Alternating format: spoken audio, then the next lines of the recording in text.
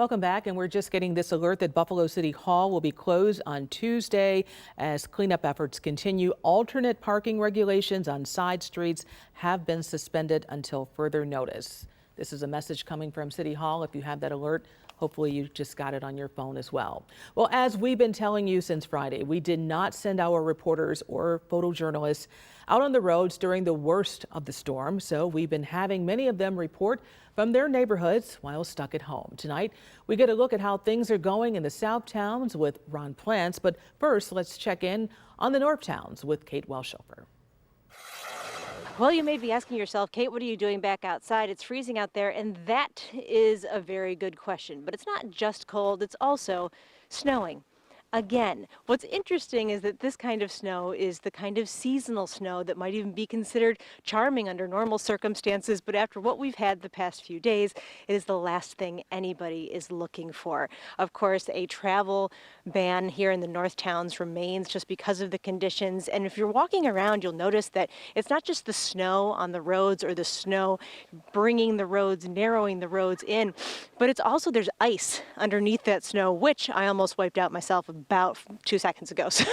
So you have to be careful. Most people are heeding warnings to stay inside and stay home. Of course, a lot of people are still celebrating the holiday as well, so that's making that a little bit easier. But of course, the conditions do remain, even though they are better than they were by far, they certainly do remain challenging to say the least, and crews have a lot of work ahead of them. That is it for now here in the North Towns. I'm Kate Welshofer. We'll send it back to you. I'm Ron Plants here in the South Towns to give you some idea of the conditions down here.